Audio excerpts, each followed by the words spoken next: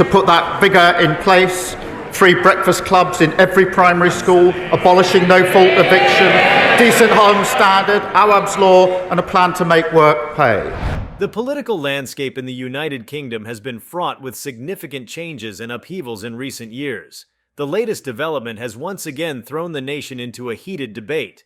Keir Starmer, the leader of the Labour Party and a key figure in British politics, recently made a highly controversial announcement: no more jobs for foreign citizens in the UK. This bold statement has sent shockwaves through the country and has generated intense discussions about its implications for the economy, society, and the UK's position on the global stage. Before we start, hit the like and subscribe buttons for more exclusive news. Keir Starmer's announcement comes at a time when the UK is grappling with multiple challenges. And he worked particularly with steel, as you do in tool making of the sort that he was doing. And so I love environments like this. This is what I grew up in, factories like this. The country is still dealing with the aftermath of Brexit, which has dramatically altered its relationship with the European Union and the rest of the world. The COVID-19 pandemic has further strained the economy, leading to widespread job losses and economic uncertainty. They left us the worst inheritance since the Second World War. And every day we're finding more mess that they've left for us to. In this context, Starmer's decision to prioritize jobs for British citizens is seen by some as a necessary move to protect domestic employment. However, it has also sparked significant controversy and raised questions about the future of the UK's immigration policies. Years can't be cleared up overnight. And cast your minds back to 10 years ago, by way of example, when the Conservative government cut. The reasoning behind Starmer's announcement is rooted in a desire to address the high levels of unemployment among British citizens. The UK has seen a sharp increase in joblessness, particularly in regions that have been historically dependent on industries now in decline. By restricting job opportunities to British citizens, another example of the chaos that characterised their government. A failure to serve our country, in my view. They banned onshore wind. Starmer aims to create more employment opportunities for those struggling to find work. This move is seen as an effort to bolster the domestic workforce and ensure that British citizens are prioritized during these challenging economic times. However, this decision has not been without its critics. And that meant Putin pushed our bills up. Every family and every business has felt the impact of that. We've lost a decade. Many argue that the policy is short-sighted and could have negative consequences for the UK economy. Foreign workers play a crucial role in various sectors, including healthcare, agriculture, and hospitality. These industries rely heavily on migrant labor to cut bills and create good jobs. People up and down the country have literally paid the price of that short-sightedness. And a sudden restriction on foreign workers could lead to severe labor shortages. This, in turn, could disrupt essential services and hamper economic recovery efforts. The healthcare sector in particular stands to be significantly affected by this policy.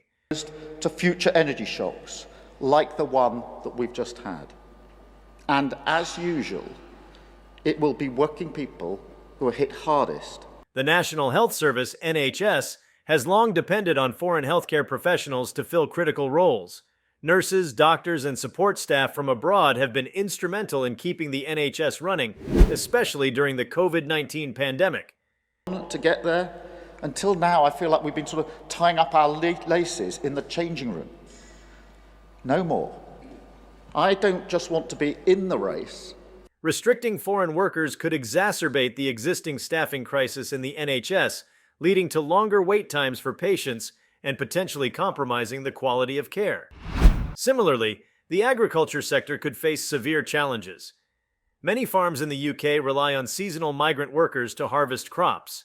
These workers are often willing to take on physically demanding jobs that are difficult to fill with domestic labor. For clean energy. And why not? We've got the potential, we've got the ports, we've got the people, the skills, and now we've got a mission. Without access to this workforce, farmers may struggle to bring in their harvests, leading to food shortages and increased prices for consumers. The hospitality industry, already battered by the pandemic, could also suffer. We introduced a bill in the King's Speech to create Great British Energy, a publicly owned energy company making money for the taxpayer. Many restaurants, hotels, and tourism businesses employ foreign workers, and restricting their employment could slow down the sector's recovery. Moreover, the policy could have broader implications for the UK's position in the global economy. The UK has historically been a hub for international talent. As the former chief executive of Siemens UK, one of the largest producers of turbines in this country. And as I was just saying, I visited Siemens. Attracting skilled workers from around the world. This influx of talent has fueled innovation, driven economic growth, and enhanced the UK's competitive edge. By closing its doors to foreign workers, the UK risks losing out on this valuable talent pool.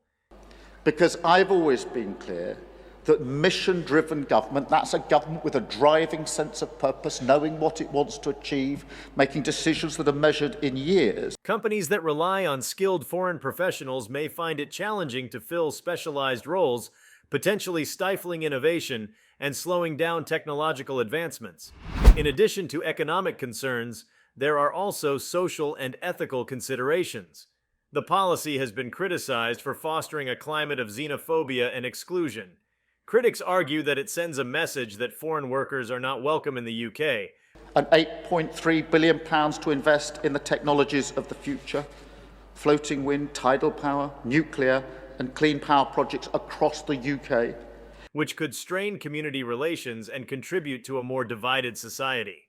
The decision also raises questions about the UK's commitment to diversity and inclusion, values that have been central to the nation's identity. Furthermore, the policy could strain the UK's diplomatic relations with other countries. The UK has long prided itself on being an open and inclusive nation, and crowding in the very best from the private sector. Because this government isn't driven by ideology, but by our determination to deliver. Welcoming people from all over the world. By implementing such restrictive measures, the UK risks damaging its reputation on the international stage. Other countries may view this policy as a sign of isolationism. This has never been done before. It's a real game changer, and here we are 3 weeks into a Labour government making that announcement today. Look, it will take time. Which could impact trade relations and diplomatic partnerships. The reaction to Starmer's announcement has been mixed, with strong opinions on both sides of the debate. Supporters argue that the policy is a necessary step to protect British jobs. Tidal wave of public and private investment to drive the low-carbon transition, create good, secure jobs and supply chains across Britain. And prioritize the welfare of UK citizens. They believe that in times of economic hardship, it is crucial to focus on domestic needs and ensure that British workers are given the first opportunity to secure employment. In your pledge to voters that you will lower their bills in the short term? Yes, and I'll tell you for why. The money that's going into GB Energy. Supporters also argue that the policy could help address the long-standing issue of wage stagnation by reducing the influx of foreign labor. And this is key to the decade of national renewal that this country needs.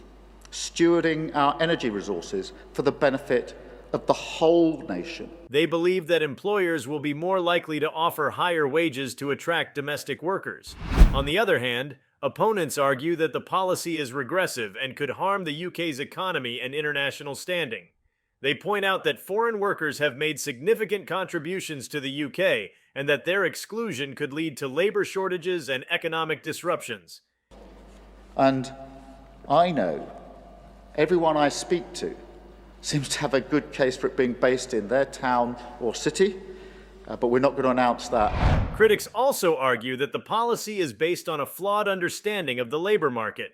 They point out that many foreign workers take on jobs that are difficult to fill with domestic labor, and that their presence does not necessarily reduce opportunities for British workers. And for every family and every business across the country, that is hugely important. Thank you. I'll go to Tom at Sky. Thank you, Prime Tom. Minister. Tom Clark, Sky News. The debate over Starmer's announcement also highlights the broader challenges facing the UK in terms of immigration and labour policy. The UK has long struggled to strike a balance between controlling immigration Is to your jobs, the jobs of those that will come as apprentices and young people in the future in places like this. Those jobs, it will save families money. and ensuring that the labour market remains flexible and responsive to economic needs. The Brexit referendum and subsequent negotiations have further complicated this issue, leading to a significant overhaul of the UK's immigration system. Starmer's announcement is the latest development in this ongoing debate, and it is likely to have far-reaching implications for the future of immigration policy in the UK. We said we would set up Great British Energy, and we have. We said we would create good jobs and cut your bills, and we will. As the UK moves forward, it will be essential to carefully consider the potential consequences of this policy and explore alternative approaches that can address unemployment without excluding foreign workers. One potential solution could involve implementing targeted programs to support domestic workers. Material advantages, because every family and every business has paid higher bills in energy in recent years because of the inaction of the last 10 years.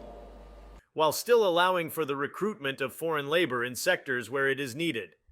This could include initiatives to provide training and upskilling opportunities for British workers, helping them to compete for jobs in high-demand industries.